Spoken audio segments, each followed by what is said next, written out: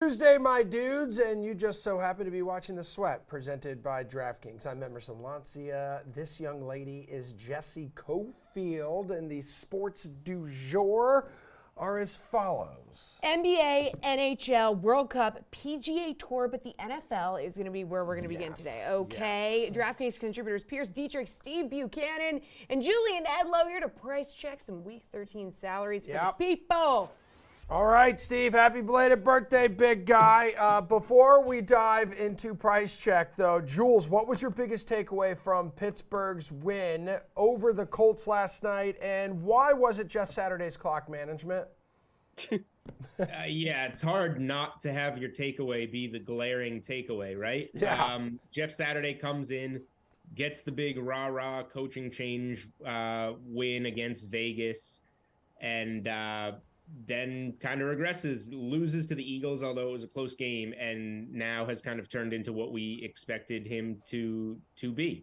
The Colts are back to being dreadful, even with Matt Ryan in there. It doesn't look good. They can't protect him, but they still had a chance in the game, and it feels like the coach took it away from them.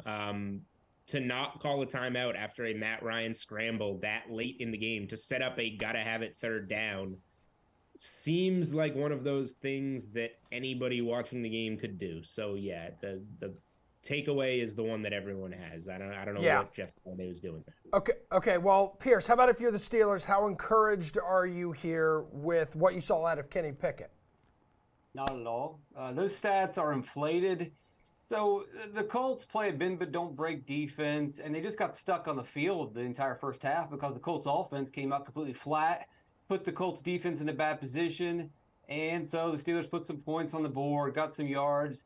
The real Steelers showed up in that second half when the Colts weren't constantly on defense, and the Steelers had one scoring drive. Sure, it was a scoring drive that mattered and helped them win the game. But if the Colts don't come out flat, then we're telling a completely different story about Saturday. Yeah, you can't come out flat in the first half. But in the second half, the Colts offense looked good. The Colts defense looked pretty good.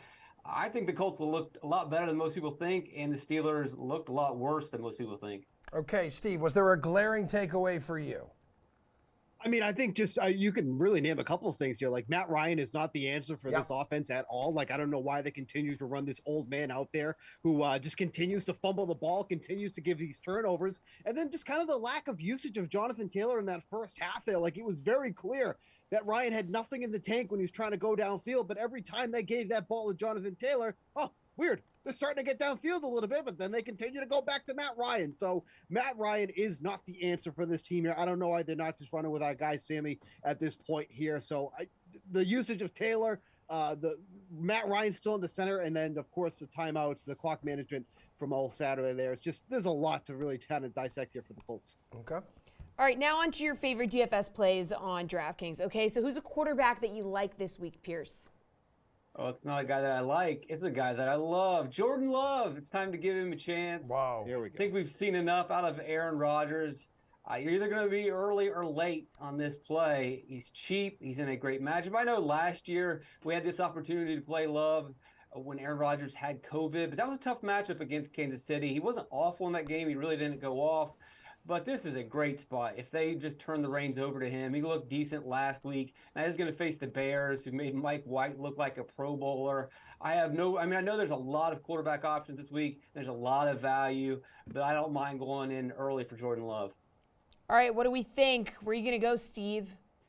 I'm going to go with Justin Herbert going up against the Las Vegas Raiders here at 7,200. This is going to be the second time that he's played against this team this season. Back in week 1, put up 23 DraftKings fantasy points, 3 passing touchdowns in that game. Keenan Allen finally getting healthier, played on 89% of the snaps for the team last week after only playing 68% in his return in week 11. And the Chargers continue to pass at one of the highest rates in the league, 66% of the time. That only trails behind the Tampa Bay Buccaneers. So we'll take that type of game script for a team that should be about 27, 28 points for a team total on DraftKings Sportsbook. We kind of put all that together. Should be a huge spot for Justin Herbert this week.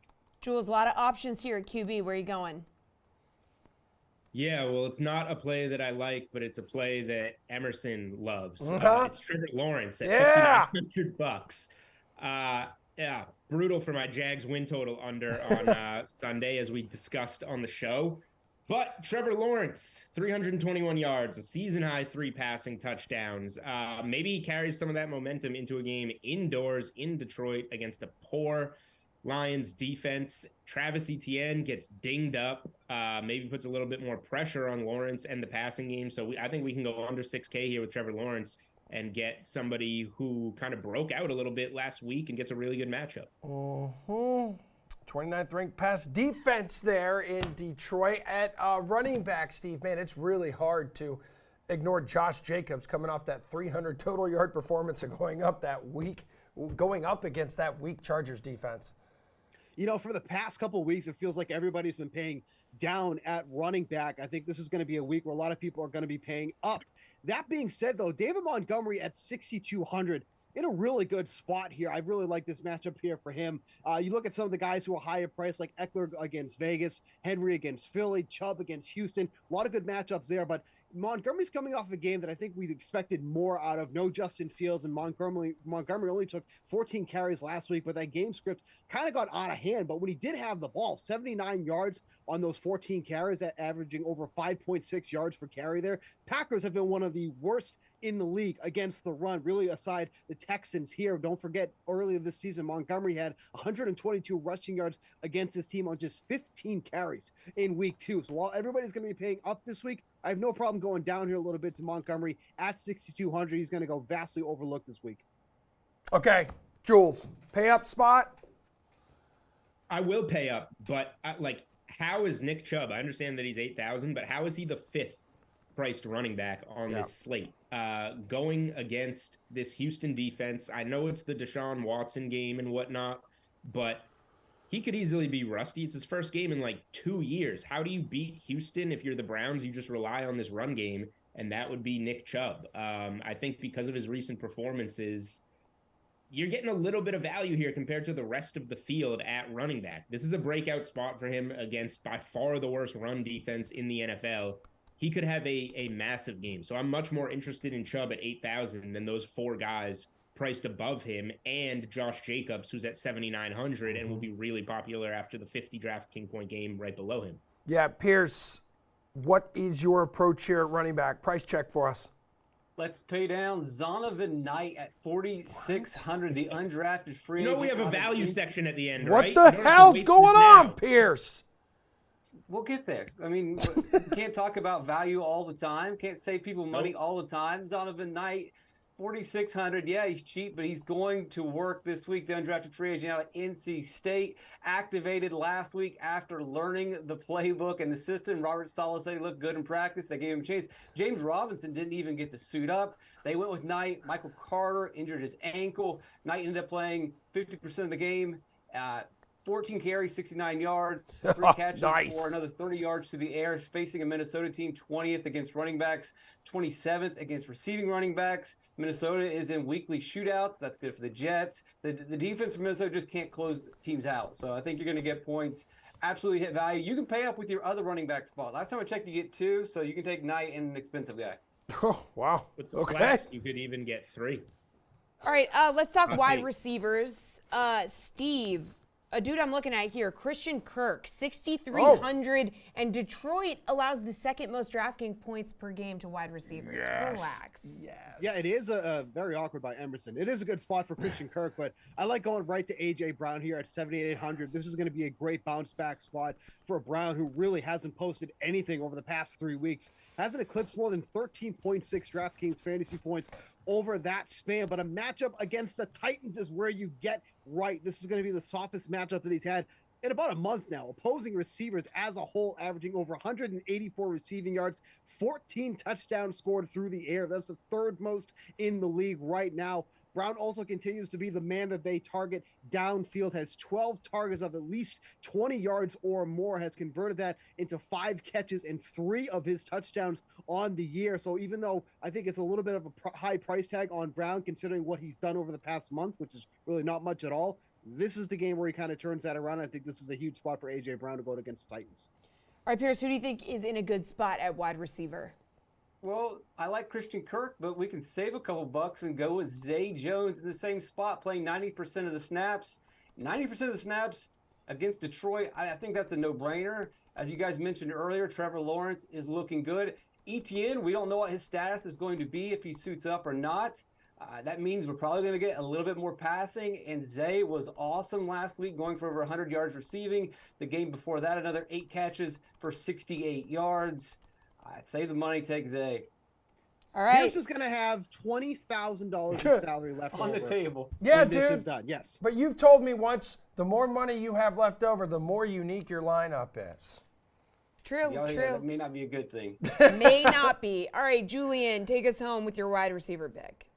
Yeah, it's always good to be contrarian and leave, upwards of 10K on the table when you're building these lineups. I had 2 spots circled. I was going to go the A.J. Brown revenge game against Tennessee, and I was going to go with a stack for Trevor Lawrence and put a Jags receiver in there. So those have all been discussed, so I'll just toss a couple other names out there. You got DK Metcalf going against a Rams defense that's falling apart. Seattle's off consecutive losses. This is a get-right spot for them, so I like that for him. And then Jamar Chase is supposed to return against the Chiefs, but if he's not right, what if T. Higgins just remains the guy coming off back-to-back 26 and 27 DraftKings point games? I think both of those guys make some sense too. Okay, we're going to skip tight end. We're going to go straight to value play here, which Pierce has kind of already hit on, but go This ahead. whole segment. Who right?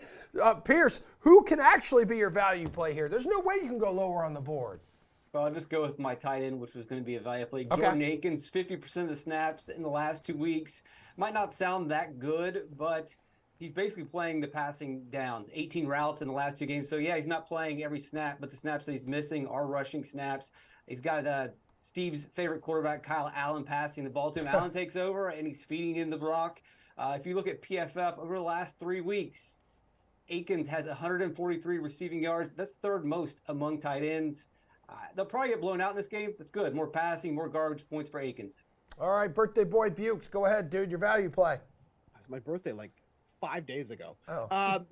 This is still kind of waiting to see what's going to happen here with Najee Harris, but Benny Snell looked amazing last night against Indy, only 4,700 against the Falcons. No price adjustment there because of the game happening last night. 12 carries, 62 yards, had a touchdown in that game too as well for 13.8 DraftKings fantasy points. Atlanta is a team that you can run against here, so if Harris is out of this game, this could be another big spot for Snell at only 4,700. I think that's the guy you got to go to there if you want to save some salary, or just take Pierce's entire lineup. Jules, how cheap is your value play?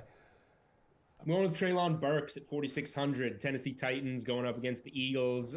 We've seen this line come down a lot of sharp money coming in on Tennessee to hang around in this game. Derrick Henry will get a lot of attention. Burks, seven grabs on 8 targets for $111 at Green Bay. Caught 4 or 6 targets for 70 the following week against Cincinnati, averaging 19 DraftKings points the last 2 weeks. He hasn't even gotten into the end zone this season. So if he keeps this play up and scores a touchdown, you're looking at a pretty good play. All right, nice work, gentlemen.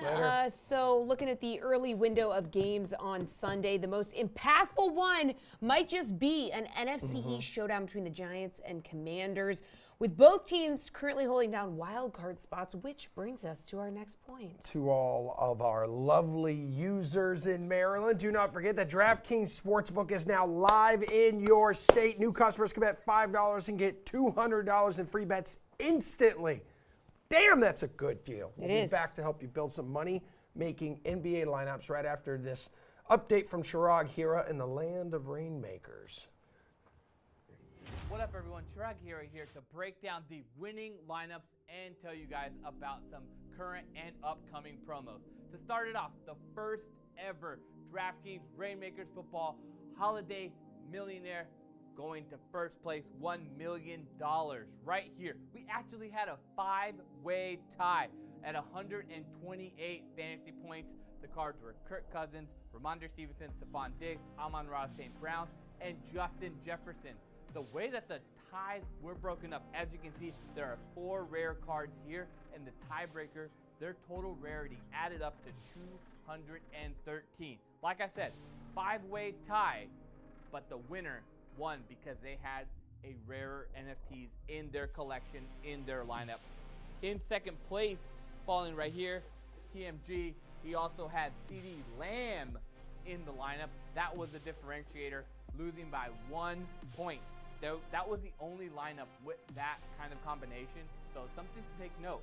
You can have popular lineups, but a little bit differentiation helps. Moving on to the Elite Fiat Frenzy, 100K to first place. Kyler Murray, Austin Eckler, Jalen Waddle, Chris Godwin, Josh Jacobs. This lineup, crazy enough, had more fantasy points than the Flannel Holiday Side Set Millionaire, but those are only specific cards that you could play for those contests. Keep it going. Last but not least, check out the marketplace.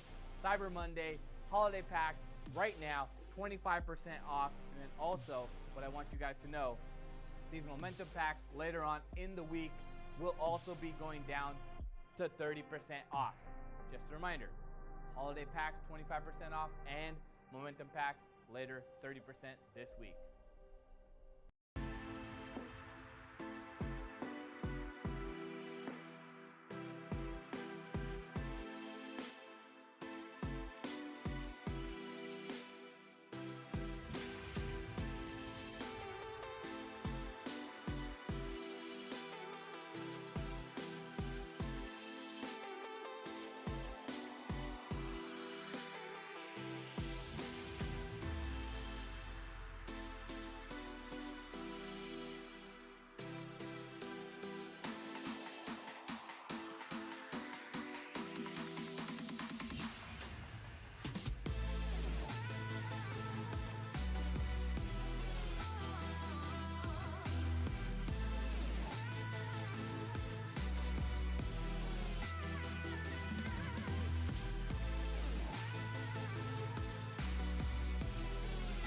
Ripped. All right, everybody. We got 3 games around the association tonight. And yes, Steph Curry in the menu on DraftKings, second highest price dude. In the menu? Available. I had a stroke live on air. Okay. 3 analysts here to tell you whether you should pick the top option at each position. Maybe a guy like a Steph Curry. Or roll to another. Or roll to another, which is why this segment is called Pick and Roll. Ain't that right, All Nick right, Fryer? we got Gary and Thorne, we have Nick Fryer in studio, and we have RotoWire's Nick Whalen. Okay, Whalen. highest price guard on tonight's slate, Luka Doncic, okay? Listed at 12.6.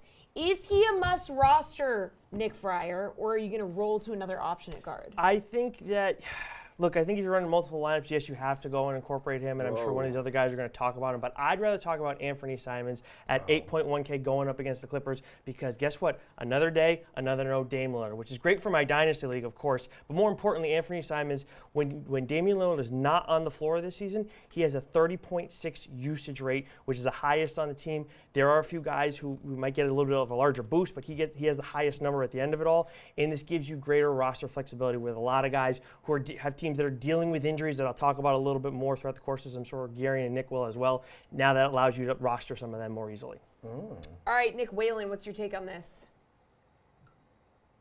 And you're muted. Whalen, we can't hear you, dude. Are you muted? Oh, come Or on. is it? You guys got me? Yeah, we got you. All right. Yeah. All right. Hell yeah. I was going to say Anthony Simons as well, so we'll move on from that. He is at 8,100. That's tied for his highest price of the year, but a lot to like. I think he's in a good bounce back spot. How about we go a little bit further down? Jalen Brunson at 7,700. Been on fire of late for the New York Knicks. 52, 45, and 49 DraftKings points for Jalen Brunson over his last 3 games. I think he has the much better matchup between he and Simons tonight. The Blazers, of course, draw the second best defense in the league in the LA Clippers. Jalen Brunson gets to match up against the Detroit Pistons. They are on the road, but I'm not sure that really matters. So I slightly prefer Brunson to Simons for $400 cheaper. All right, Gary, and where are you going at guard? I think we just have to talk about how weird a slate this is for a second, because that really does impact where you're going to use your money. I mean, it's not just like, oh, Luka or Steph. It's Luka and Steph are the only 2 players priced above like $8,100 on this slate. It's really crazy. So I haven't been the biggest proponent of using Luka when his price point's hovering around 13K because it's just really hard to bring back value at a price point that big. But on a slate like this, I almost think Luka's one of those pieces where you almost have to have him in a lineup. Even if he doesn't actually bring back 5x value, if he scores 55 or 60 DraftKings points, because there's just so much money to spend elsewhere, because there isn't a bunch of guys to pay up for above 9K. I think, if you're someone doing multiple builds, I'm going to have some Luka lineups. I'm going to have some Steph lineups. I might have a couple Luka Steph lineups. And then you kind of just go from there, because you're going to need the raw point volume that someone like Luka brings on a slate like this. I mean, again, very hard for someone to hit value. Even someone averaging, if he hits his average of 61 DraftKings points tonight, still not technically going to be 5x value. However, we're talking about someone who is leading the Western Conference in minutes per game, has one of the highest usage rates in the NBA. Like, he's volume, volume, volume. And again, on a very strange slate like this, I just think his raw point total is going to be necessary. And it's not going to really eat away at your bottom line, because there's not that many places to spend up. Waylon at forward, Julius Randle is atop the salary board here. Okay, I see you kind of nodding your head a little bit. He brings some upside, right? He's got 3 straight games of at least 40 DK fantasy points. Seems like $8,000 is kind of reasonable there. Is he critical to have in your lineup? You want to pick him, or you want to roll with someone else? I think it's reasonable. I don't know if I would say critical. Okay. Like you said, 3 straight 41-plus point performances on DK. He had that 63 DraftKings point game earlier in the month. You're still thinking about that.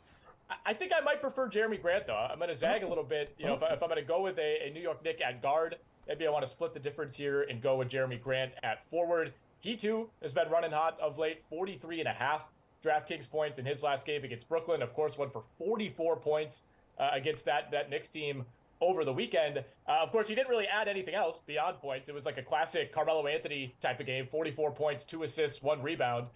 Really nothing on the defensive end. So he is a guy that's taken on more scoring with Damian Lillard out, but would like to see a little bit more of the ancillary stats to boost those DraftKings points. But those are the two for me. As Gary had said, really weird slate. After that, it drops off.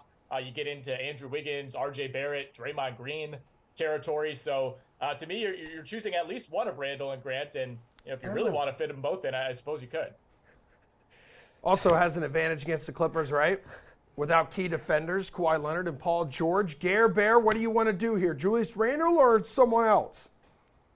Yeah, I mean, I think a lot of people are going to gravitate towards Jeremy Grant, and I think that's more than justified.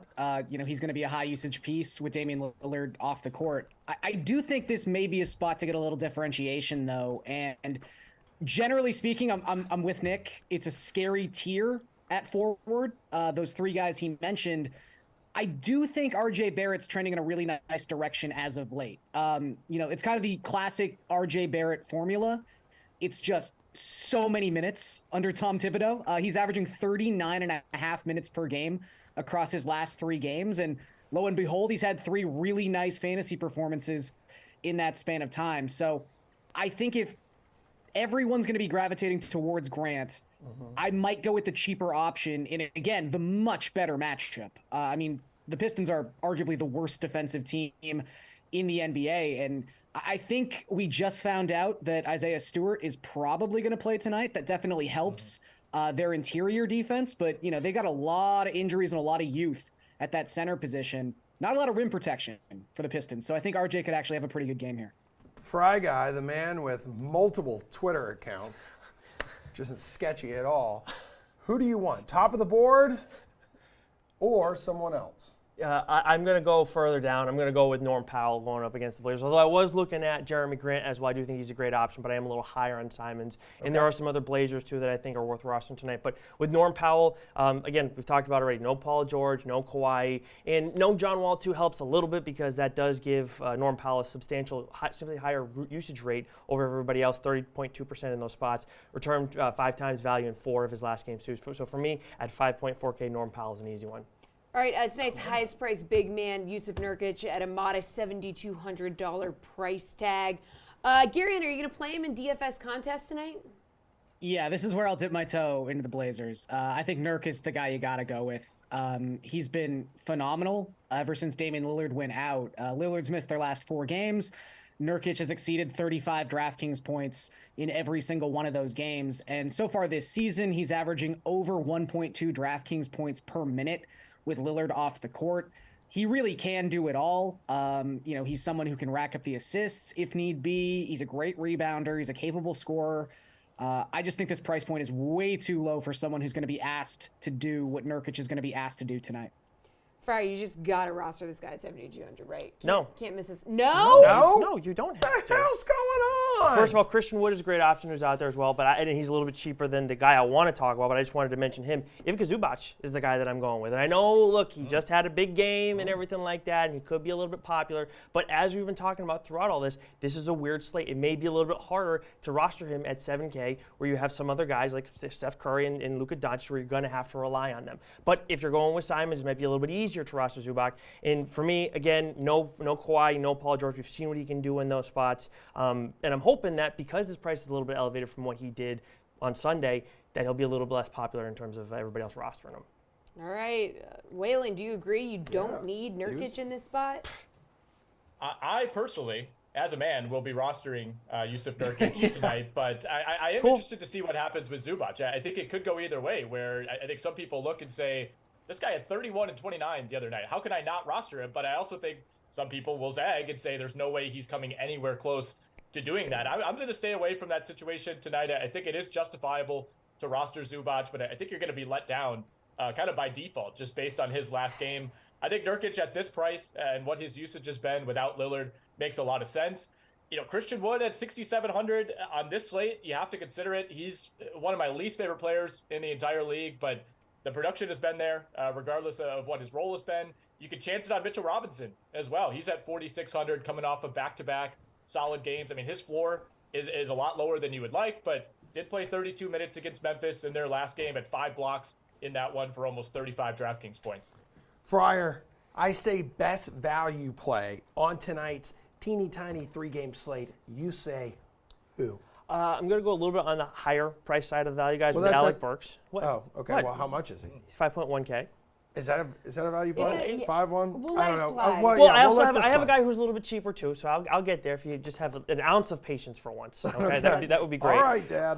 But looking at Burks, I mean, he's in a revenge game spot going up against his old team. He's logged 4 times value in his last 2 games and over 5 times value in the previous 4-game stretch. You look at the Knicks, they're top 10 in pace, bottom 10 in defensive rating. So for me, at 5.1K, it's a good way to save some money. And then Robert Covington is another guy too, looking at the Clippers, 3.2K. He gets a huge boost in usage rate when you don't have John Wall, Kawhi, or Paul George on the floor, which again, none of them are playing tonight. Waylon, who sits atop your value play rankings?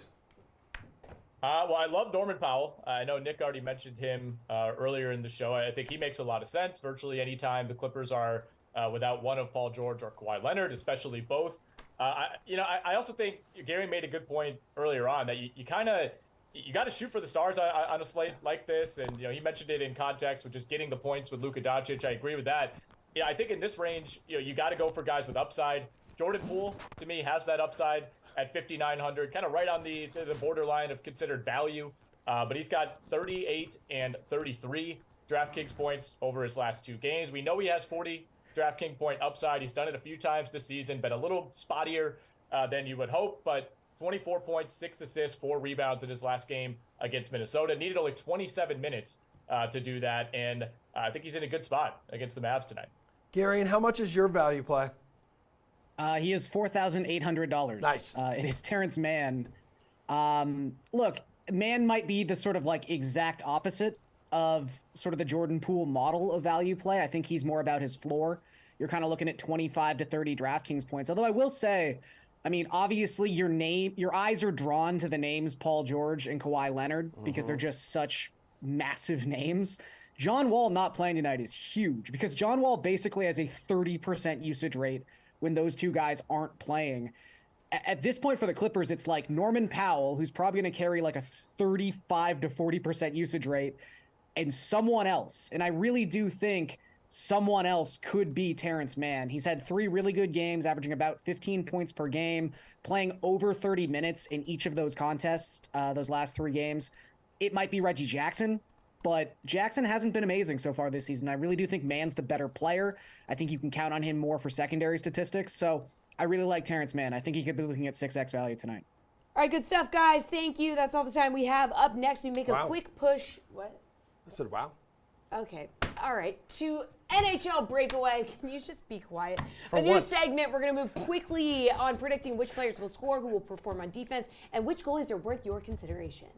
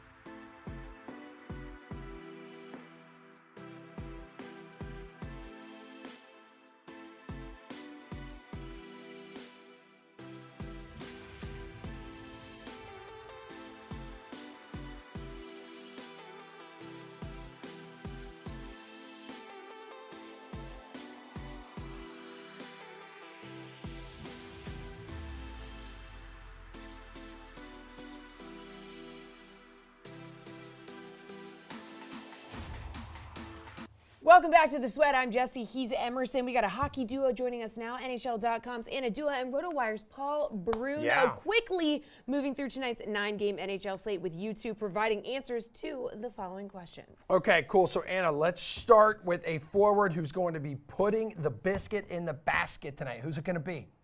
I think this is the only show where I haven't talked about this player, but if anyone knows me, they're going to be 0% surprised. Andrei Svechnikov playing against the Pittsburgh Penguins tonight. He has 4 points in his past 3 games. Only one of those are a goal, though. He started the season off so strong, 6 goals in his first 4 games of the year, but it's kind of slowed down a bit. I think the luck is turning around. You guys can clip this right now. He's going to have a big game tonight. Hell yeah, Paul. Which forward's having a big game tonight? I'll give you 2 others to think about. Look for Philip Forsberg to be the trigger man versus Anaheim. He has the best matchup among the top shooters. The Ducks don't pay too much attention at all to defense. And the Preds' top sniper is rolling with 5 goals and 7 helpers in his last 11 games, including 40 shots on goal. That's a big factor in making the pick. I want to know that a big shooter is firing on all cylinders, and he certainly is. He costs only $6,600. If you want to spend up a little more, there's another guy in Montreal that's doing well of late. He is Cole Caulfield, $7,100 the price tag there. He gets San Jose, another team for which defense is a rumor. And he was blank last time out, but he has 6 goals in his last 13 games played, 8 games with 4+ shots on goal in that stretch. All right, Paul, who's racking up the most points on the ice this evening? Oh, I love him or hate him. I'm going to do this for you guys in Boston. Brad Marchand's one of the top big-name players out there, and tonight it's a rivalry game as the Bees host the Lightning. He has 9 points in 9 of his last 10 games played. The price tag is $7,200 there. If you want to go somewhere else, a little more less ownership on a guy like Thomas Hertl. He's been on an extended heater with 17 points in his last 14 games played. Blanked only 3 times in that stretch. He cost $6,000 against Montreal, and that's another team that gives up a lot of goals. I say the veteran forward picks apart the young Hap defense tonight. All right, Anna, who do you think is racking up the most points? I'm taking a look at Matty Beniers. He's riding an extreme hot streak right now, 9 points in his last 4 games. He's playing the Los Angeles Kings, had a 2-point night against the Kings just 10 days ago. And I mean, we're getting flashes of the way he looked in his rookie season when he first entered the NHL and had that major splash into the big leagues. And the Seattle Kraken, they're just a different team this year. They don't look anything like they looked last year. They're working on all fronts. So Matty Beniers is going to have a big night. Which blue liner is going to have a big night, Anna? I mean, there's no one I can talk about more than Josh Morrissey of the Winnipeg Jets right now. 3 goals, 7 points in his past 4-game point streak that he's on right now. 4th most points among all NHL defensemen with 23 and 20 years. He's having 20 years. Oh my God. He's having a breakout season so far for the Winnipeg Jets. They're playing the Colorado Avalanche, a tough game, but they found some momentum going. He seems to be a part of every single play they produce. So Josh Morrissey is a player I'm looking at the blue line. Paul, talk defense to me. I like John Carlson tonight. The guy's a threat to score every night for the Caps. Take the ice. He's power play quarterback, gets a ton of ice time. He cost $7,200 tonight. He's got 3 goals in his last 6 starts. Also 30 shots on goal in that stretch. That's an average of 5 per game, isn't it? That's pretty good. And the strong power play unit versus the Canucks is a mismatch waiting to happen. They give up 3.5 goals per game in Vancouver, and I think they're going to go over that mark tonight.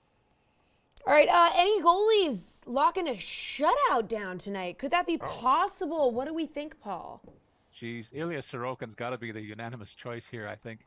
The best bet facing a Flyers team that's winning in their last 10 games while he's building a strong early case for the Vezina Trophy all by himself. 2.19 goals against average, a .933 save percentage. Those are great numbers over 16 appearances, and I like his chances tonight against a very bad Philadelphia club. Anna, what do you say? It is unanimous. I mean, he's coming off of that 49 save shutout against the Edmonton Oilers last Wednesday. He's been doing so phenomenal. I said a couple weeks ago that it's time we start talking about Ilya Sorokin with Shesterkin and Vasilevsky when we're talking about the best goalies in the NHL. I think he's at the forefront of that race right now. It's tough to argue against him as the best netminder in the entire league. Anna, let's talk about dudes who are going to cost you $1 bajillion. Your favorite high-priced DFS guy tonight is who? You can't go wrong with Nikita Kucherov. Sorry for the Boston Bruins, but I mean, he has 3 3-point games in his past 4 games, 3rd most points in the NHL right now with 34 and 21 games. He's just been doing so great, producing every single night, getting those multi-point nights, night after night. It's like there's no stopping this guy right now. So Nikita Kucherov is pretty much a guaranteed bet. Paul, if you got cash galore, who are you dropping most of it on? Well, it's funny. Nobody's talking about Alexander Ovechkin too much, but he's just continuing to score regularly, and he's closing the gap on Gretzky all-time scoring record for goals. And I think he gets a little closer tonight with that mismatch in Vancouver. He cost $7,700. I don't think his ownership's going to be that high because Anna touched on a guy that's going to take a lot of the ownership away, and there's a few others out there that will do the same. All right, got to save money too, Paul. So where are you looking for value? Well, I've been high on this guy all season. He hasn't really rewarded me consistently, but I'll take another shot at Seth Jarvis riding shotgun with Sebastian Aho and Marty Netzcash on Carolina's top line for only $3,600 tonight versus Pittsburgh. The Penguins have not been too good this year, I'll say, and I can say it loud because AJ's not around, right? He's going to get power play time there, too. This unit takes a lot of shots on goal, and I think that some of those chances are going to go in tonight, meaning points for Jarvis. All right, Anna, save us some money. Now I'm giving Boston some love. What about Pavel Zacha? He had a 2-point game against the Carolina Hurricanes last Friday. He's playing with David Pastrnak on that Czech second line, and he's just been a great addition to the Boston Bruins. He's picking up momentum right now, specifically within his last 5 games, so he's a player that's only $3,000 if I'm reading this correctly. That's crazy. Yeah. Definitely the value play of the night. All right, thank you, hockey heads. We're out of time. We got to take a quick break. We're breaking down Wednesday's World Cup action coming up next.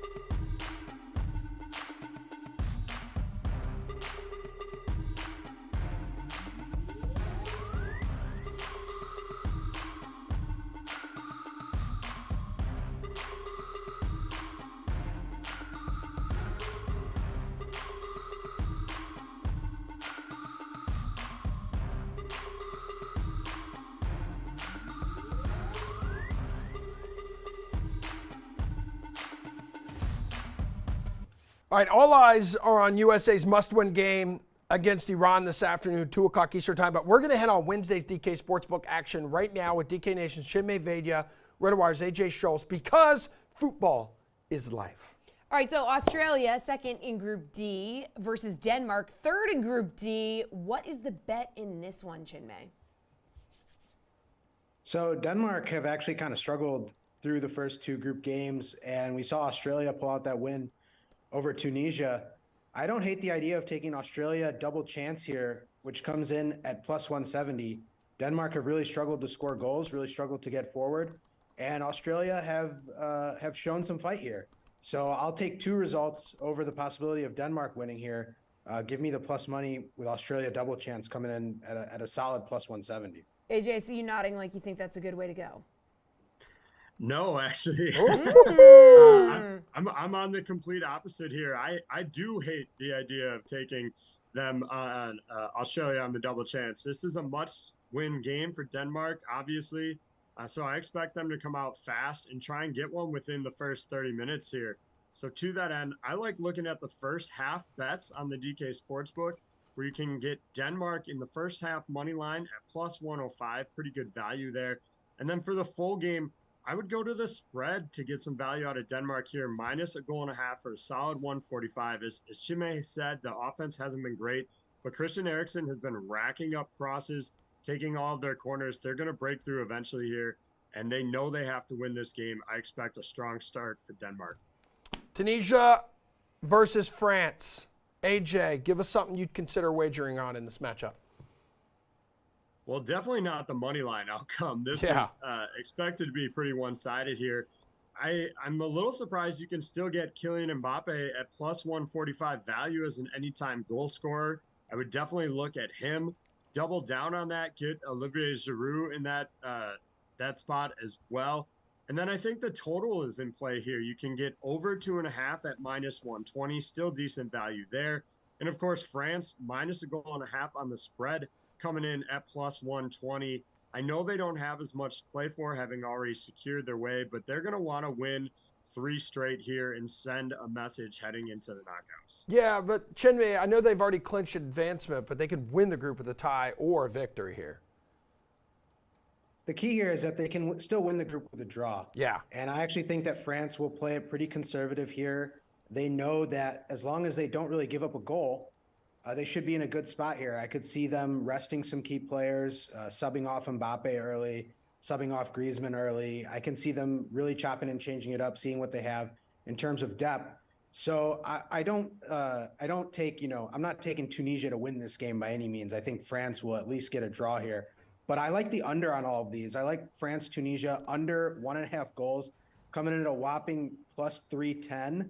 I think if anyone's going to score here, I think it's going to be France. So I even like Tunisia at under 0.5 goals, basically thinking that they're not going to score here. That comes in at plus 100. I expect France to really hunker down here and play it conservative because they know they can get the draw here without their full strength team.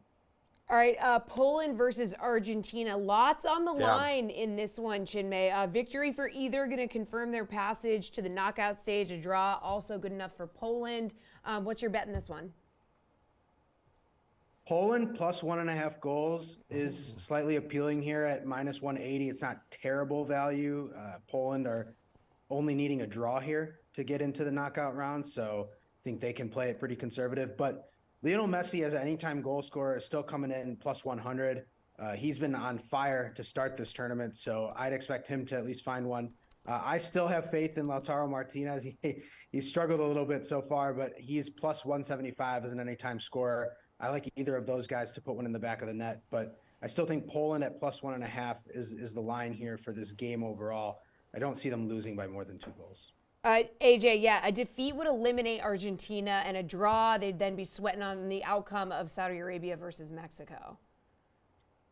I'm actually going to buck the trend here, and I like Poland's chances in this one. I'm going to look at them on the money line. Comes in at a fantastic plus 650. If that's a little too risky for you, then consider the Poland double chance at plus 180. I admit it's a riskier side of this bet, but this Polish team is really solid. We've got Robert Lewandowski finally getting the monkey off his back and scoring that first World Cup goal. I think Poland is building momentum in this one. Obviously, Argentina on paper are the stronger side, but I just wouldn't sleep on Poland coming out and getting a win in this one. Well, AJ, Saudi Arabia just absolutely delighted to be in this position. Mexico, meanwhile, gasping for air, sitting on just a single point. They need to win big and have Argentina just beat the living pulp out of Poland. So what is a bet that you like in this Group C matchup? Yeah, as you mentioned, Mexico hasn't looked very good in this tournament. 0 goals so far and only 5 total shots on target. Lozano has been a complete non-factor here. I think this is an opportunity to go Saudi Arabia double chance at plus 120. Or if you want a little more value, of course, you risk not getting anything. But Saudi Arabia draw no bet comes in at plus 250. I am not going to target Mexico in this matchup. I think Saudi Arabia or a draw is the more likely outcome here, just with how bad Mexico has looked. Chinmay, what you want? You mentioned the goal differential that Mexico need here, and you mentioned how they're going to have to be sweating out some other results if they want to get in. So the conventional thinking would be that Mexico has to throw everything forward here, get as many goals as they can in this game. The problem has been that they simply just haven't been able to get it done through the first 2 matches. I mean, AJ mentioned it, 0 goals. It's very unlike this Mexico team. So I like the idea of a draw here coming in at plus 310 because I don't really know that Mexico is going to score. We saw Saudi Arabia frustrate Argentina with the offside trap. I think they can employ something similar against Mexico here. Lozano has been a complete non-factor. Mexico is just out of sorts in this tournament, and I think the draw is the play here. I don't like Saudi Arabia on the money line, but AJ mentioned double chance, draw no bet. Those are also options. I'm staying away from Mexico here, which is unfortunate because I did have them advancing ahead of this tournament, but they have not looked good. All right, good stuff, guys. Appreciate it. We will talk to you again tomorrow. But in the meantime, we're turning our attention to the Hero World Challenge. Woohoo! And a certain guy who actually won't be on the course. Oh, no.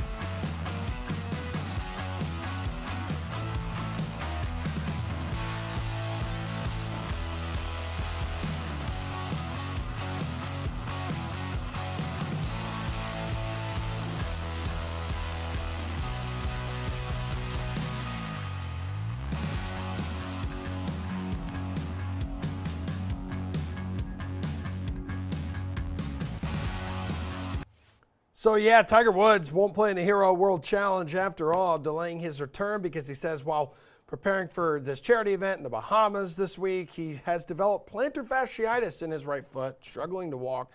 So he decided to withdraw. DraftKings contributor Jeff Ulrich, Action Network's Jason Sobel are here. Jason, how do you think this will impact his plans to not only suit up in the match, but then the PNC Father-Son Challenge a week later here? Listening to Tiger in his press conference this morning, Emerson, it does not sound great. Yeah. I know that in his tweet yesterday when he withdrew, he said he was looking forward to still playing in the match, said he was looking forward to playing in the PNC Championship. He seemed very pessimistic in that press conference, and maybe that's more of a long-term thing, playing in major championships, trying to compete, trying to play at the highest level once again, but I'd be a little pessimistic in the short term as well. I'm not as confident as I was before hearing him speak that he can go and play these next 2 events. I mean, damn, is there a backup plan for the match then? We're talking December 10th, dude. I mean, my number's available. Reading between the lines, guys, TGL, which Tiger has started with Rory McIlroy, it's going to be this virtual golf exhibition tour. Just signed Justin Thomas. He's already in the match. And John Rahm. Ooh. If Tiger's not able to play, I don't know anything. I'm just theorizing here, but I would not be surprised to see it be sort of a Ryder Cup style match. JT and Jordan Spieth against Rory McIlroy, and maybe John Rahm fills in for him. Okay. John Rahm's okay. I would rather get the call myself, but okay. We can go with that. Well, Ulrich, I'm not going to lie, maybe a little emotional this morning to hear Tiger say the goal is to play the majors, maybe one or two more. I don't have much left in this leg, man. We got to soak up every single second when he's out on a course now. Yeah, that's not great to hear, but it's realistic, right? I mean, like, it's the fact that he can walk is probably, he's lucky after the accident that he was in. So, yeah, at this point, I mean, look, the fact that we got a major championship from Tiger after his first comeback it was actually like his fifth comeback, was amazing, and the fact that he's able just to even be out on the course right now is amazing too. So yeah, you got to set expectations low. Maybe he'll wow us once again with something crazy, but like honestly, just him competing in the majors again, it would be something to have just one or two more times. All right. Well, as for best bets ahead of this week's Hero Challenge, how do you feel about betting the favorite John Rahm? What do we think, Jeff? I think no. Plus 500 for any golfer in any field. I don't care if there's like 12 players. Just no. And the thing about the Hero Challenge is, yes, John Rahm is definitely like probably the hottest player in golf right now. I mean, 2 wins his last 2 starts, DP World Tour. I get it, but like there's just so much talent here. I mean, down the board, you can get double the odds. You can get more than double the odds on Justin Thomas this week at plus 1,200. And I get Thomas hasn't played much, but like upside wise, win rate wise, there's really not much between Justin Thomas and John Rahm. Justin Thomas wins at pretty much the same rate. If anything, he's won more on the PGA Tour over the last little bit. So, we can go down the board. We can just talk about all these elite players. Hovland has been playing well. More cows down there. There's just better odds available. I actually kind of like this event for betting because you can take a couple of these guys and get pretty decent odds on elite players. But John Rahm, he's just too small in this field. All right, what do we think? Jason, do you agree? Yes, everything Jeff just said makes perfect sense, and I completely agree with that. We've seen 6 editions of this event since it moved to Albany down in the Bahamas. Of those 6, 5 of them were won by a player who was 12-1 or shorter entering the event, but none of them were won by the pre-tournament favorite. What does that mean? Really nothing. I know we like to look at these trends and try to read something into it. Still, John Rahm coming off a DP World Tour Championship victory a few weeks ago. Does he have the talent to win? Of course. Does he have the form to win? Yes, no doubt. But I am not taking him at 5-1. It's just too low, too short for me. Jason, at this time last year, like Scottie Scheffler was this promising young talent who had yet to really figure it out on the PGA Tour, but I think it's safe to say he's kind of figured out how to win by now. So he's plus 750, second best odds on the board on the DK Sportsbook. You can also get plus 130 for a top 5 finish. What interests you here? It's really hard for me to fade anybody that's a top 5 this week, and I get it. We can't all finish in the top 5, but Scottie Scheffler, a recent world number 1, you're telling me he only has to beat 75% of the field to cash those tickets this week at plus money? It sounds pretty good. I'm probably going to stay away from Scheffler in that realm. I like a few of the guys just below him a little bit more, but if you were really into Scottie Scheffler this week and you said, hey, I want to take him at top 5, I can get those odds, I certainly don't mind it. I'm not going to talk you out of it. Jeff, you were no on Rahm. Are you a yes on Scheffler here, plus 750, or even top 5 finish?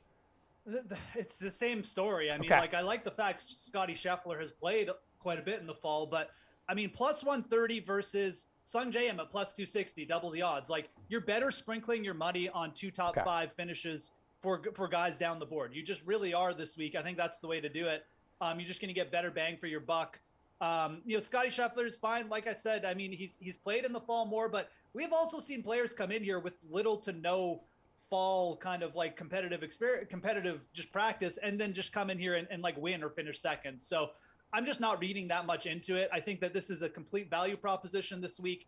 There's so much talent in this field, and you can just get bigger odds on players with very comparable talent. So that's the way you got to approach this one. Certainly the way I am. If I was looking for a top 5 play, I would probably pick out Victor Hovland, who's played just as much as Scheffler, pretty much had just as consistent results as Scheffler in the fall, and he's double the odds. Okay, speaking of, defending champ Victor Hovland, he's plus 1,400 to win, plus 225 for a T5 finish. So, Jeff, you like one of these for him? Yeah, I do. I think that the T5 finish for Hovland is very sensible. You look at where Victor Hovland has done his best work.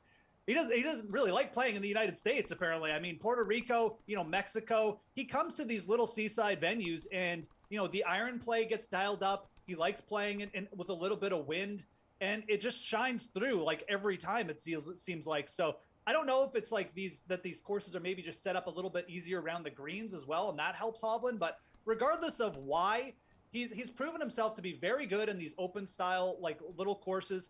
And you could even throw St. Andrews in there as well, top 5 finish there, which I think is actually a pretty good comparable for this week. So Hovland is a guy I would absolutely be targeting this week, DFS as well, but top 5 finish on the DraftKings Sportsbook, that's where I like him the most, plus 260. Jason, do you like that, plus 225 for a T5 finish? Yeah, I do. I had Victor Hovland on the radio show, Jesse, just a couple of weeks ago, and I asked him, why does a guy from Norway play so well on all these tropical, coastal golf courses? And he goes, I don't know. I don't have an answer to it other than I like the beach. I like the water. I like the coast. I mean, who doesn't? Why not? But he doesn't have a great answer to it. I will say, as far as this week, Albany is a resort course. Resort courses, wide fairways, bigger greens. Hey, you got a lot of 18 handicaps going out there paying a lot of money to play the golf course. We want to be able to say, yeah, hit some fairways, hit some greens out there, get some bang for your buck. And so wide fairways and especially bigger greens plays into Victor Hovland's game. Why? Because he's the worst chipper on the PGA Tour. If there are small greens, I stay away from Victor Hovland. Big greens, let him hit some mid irons and some wedges into these greens, and he doesn't have to take those wedges out around there. He can putt everything. So I think that plays into his hands as it did a year ago. Well, speaking of bang for your buck, we'll get you two out of here with this. Jason, you know the drill. Your best bet to win the Hero World Challenge. Let's go.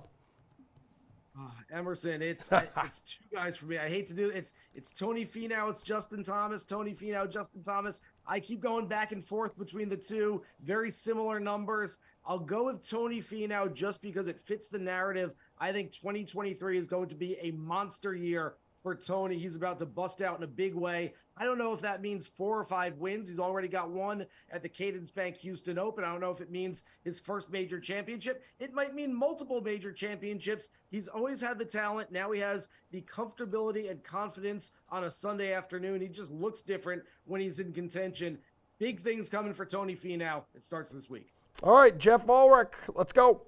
I will go right to the other player that Jason mentioned. I'll go with Justin Thomas, just getting slightly bigger odds there. And I like that. I like that no one's talking about Justin Thomas, elite iron player. He's first in around the green stats in the last 50 rounds. I think that he kind of figured this course out last year, finished T5. I just like the number at around plus 1,200. Yeah, you do. All right, good stuff, guys. That is a show. That's all the time we have. We'll be back tomorrow morning at 11 a.m. and we'll continue talking all sports. We'll see you then.